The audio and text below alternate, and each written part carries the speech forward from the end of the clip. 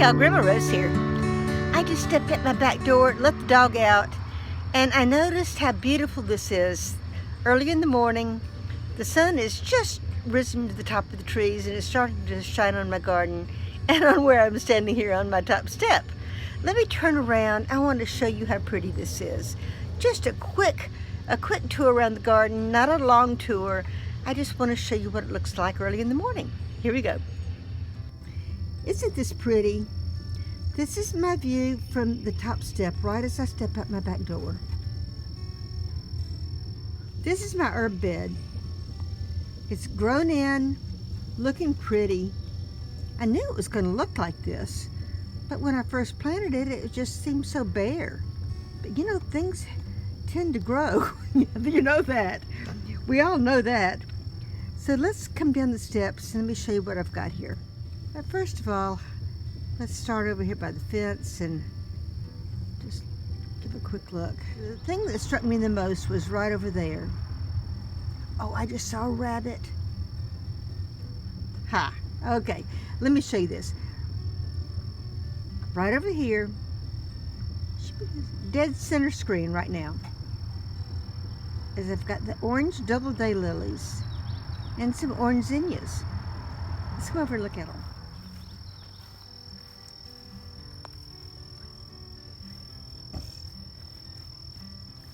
So we'll start over here on this side of the garden. Back in here, back in behind there, right at the fence, I've got Malabar spinach that you're not seeing growing up on the fence yet. It's still kind of sprawling. And a really, really big comfrey, and another comfrey on the left. There's Tradescantia Spiderwort over here on the right. Let me go over here and show you all these bumblebees on the Tradescantia. Look at this.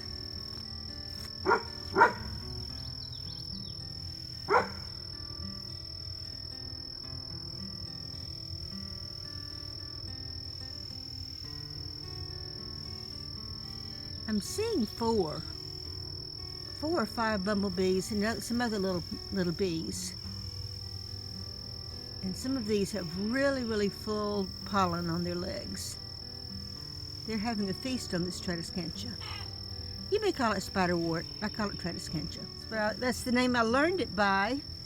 And you know, that's kind of the way it goes, isn't it?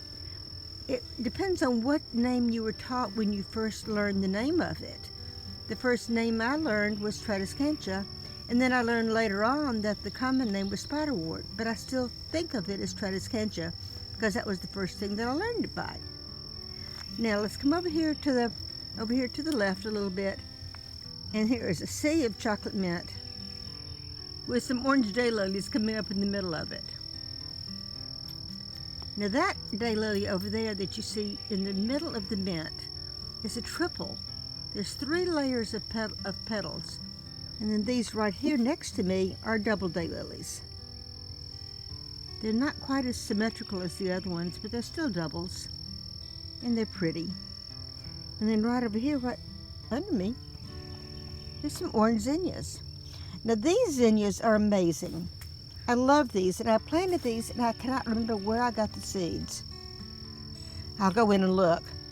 But the variety on these is called Magic Bus Zinnias. And let me show you why. They're sort of psychedelic. Let's come in here close and look at these. So the tips of the petals are orange, but in toward the center of the petals are pink. Bright pink and orange on the same flower.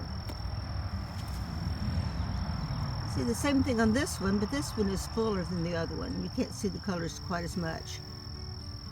Let's look at another one that's a little bit farther along. You see those beautiful colors on that? So this is Magic Bus Zinnia, and I just love it. Now the other colors, here's an orange that is just pretty much orange, shaded from a light orange to a dark orange at the tip. And this pink one down here, I can't see any other colors on it. And this yellow one, or gold one, the only thing I can see is a little bit darker gold toward the middle. But they're not the same colors as the orange and pink.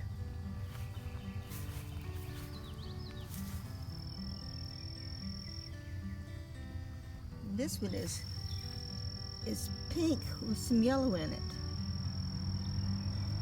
Well, it's a orangey pink red. I don't know what color this is. Kind of a coral, dark coral color, but then there's yellow in the middle. Here we go. Look at this. Can you see? There's 3 different layers of petals on this daylily. I just love it. And I don't know where I got it, but I sure do love it. Back over toward the house. And my big dog. So what else do I have?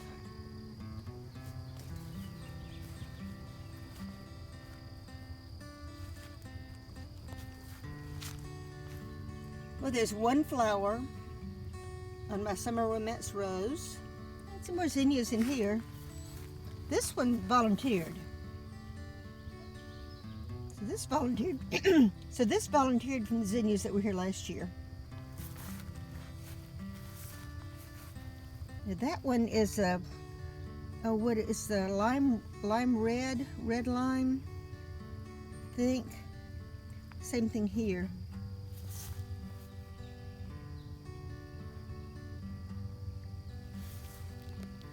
And with this Amelia, or castle flower. Now these are open now, and they're orange. I didn't know they were going to be orange, but that's okay. This young bud that is just opened looked like this. Looked like this flower right here. Looked like this.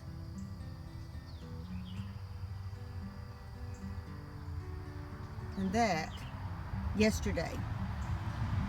And now that it's opened more, there's more color on the petals. Now this one is just lime. I love that. Look at the shapes on those petals. Isn't that interesting? So we're looking mostly at flowers today, but other things too. So over here, that is a melon bud. A female flower on Mechadroid Melons. Right here, this sunflower needs to turn around so you can see the front of it. Look at the spider on it. Pretty. There's another one back in there. So these are Mechadroid Melons that are growing way up in here. See that one out there. And tomatoes that are using this trellis for support too. And here's another one of this. Isn't that pretty? I love these. It's like a teddy bear, but it's not. I got these flowers, I believe I got the seeds from Floret. I think so anyway. If not, I will tell you where I got them. But they look like a teddy bear sunflower, but that wasn't the name on them.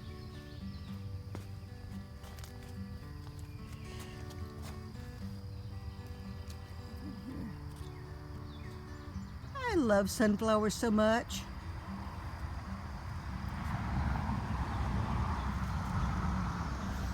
I still don't have any ripe tomatoes yet. I want to show you this tomato though. Looking forward to this one getting ripe.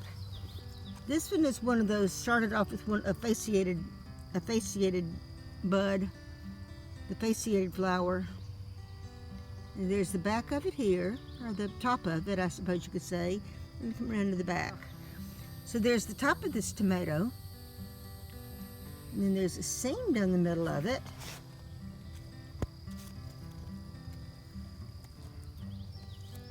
And there's another top on it. So it's double, but it was back to back. Isn't that interesting? Looking forward to this one getting ripe. Now my chickens have discovered the tomatoes. Interesting, huh? Look at I see one. I see a huge one.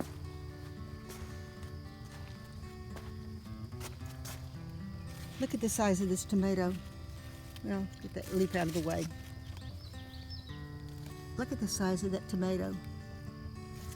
And this is what is this? Oh, this is Dr. Witchy. This is the Dr. Witchy tomato. Isn't that amazing? There are a few on here, not a whole lot, but it's still flowering. There's buds up in there. And there's some buds right in there. There's several buds on it, but there's not an enormous number of tomatoes on this one. But that one right there is huge. Now I said I wasn't going to talk about tomatoes, so we won't talk anymore about tomatoes. Now I need to come in here again and trim these irises back down. I had cut them down once, some of them twice, but here's the watermelon that's starting to take off. There's a watermelon here. And there's another watermelon over here, and another one, I can just barely see it back over there on that back side, but you probably can't. So the watermelon over there is taking off too. So I have 3 different areas. In fact, there may be, how many watermelon plants are there here? I think there's just one. Yeah, just one seed, one plant.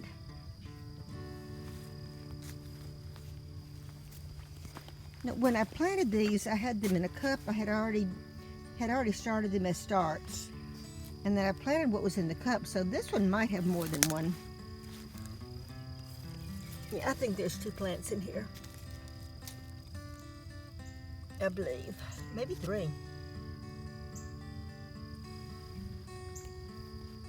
Looking forward to watermelons.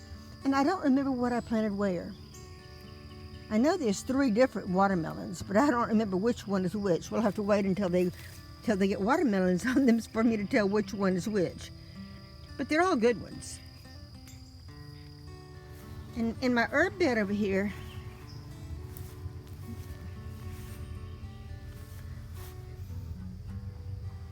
I don't remember which one is which now. I've forgotten. This, oh, I remember.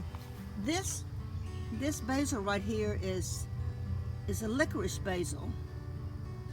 And these 2 are cinnamon basil. And yes, there are, actually this zinnia right here is a volunteer. And I had some spaces, so I planted some more zinnias. But look at the jewels of opar. Whoops, let me get my shadow out of the way. Look at this jewels of opar, how it is filled in here. And it's not going to get a whole lot taller. And the borage is getting ready to flower. I see some bugs on it. And there's a Persian basil. And back in here is an opal basil. That right there is lemon verbena. And down in there is some lavender. And some more zinnias. And back in there, right by the fence, is some hollyhock. I'm not doing a whole lot. Maybe I think I need to fertilize that some more. But what we have mostly in here are basil. And a whole lot of this jewels of opar, the talinum. Now I'll show you something else in a minute. I want to show you how pretty this is. I love the way this talinum, or the jewels of opar, looks in here. Now the oxalis started over here. I had a clump of it right over there. And it has made its way over into the other part of the bed, which is fine with me. It makes a wonderful low ground cover. Now right in there, my shadow's in the way, right in there is oregano. And over on the other side, I should have shown you, is thyme. And back in the back, I'm thinking about Scarborough Fair, Simon and Garfunkel, parsley, sage, rosemary, and thyme. There's my sage.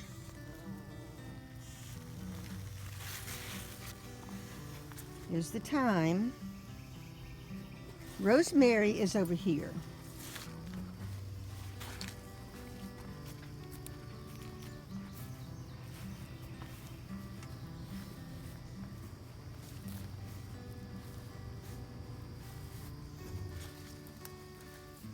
Okay, there's rosemary. Now this rosemary, the shrub, is really looking not good at all.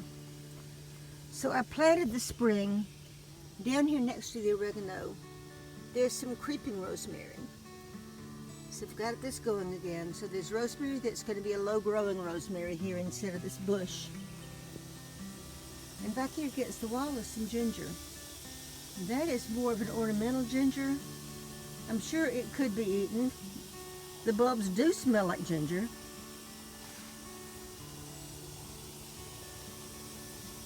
But that is not the true, the culinary ginger that you get in the grocery. I have some of that. Let me show you that. So this is my herb bed. And nasturtiums.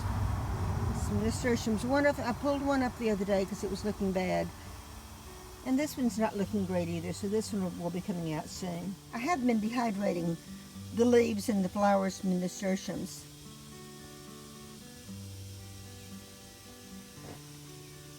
It's always good to have these dried. That way I'll have them to use in the wintertime. So let me show you the other ginger. Right in here, this is my ginger. This is the culinary ginger coming up. And it's surrounded by mint.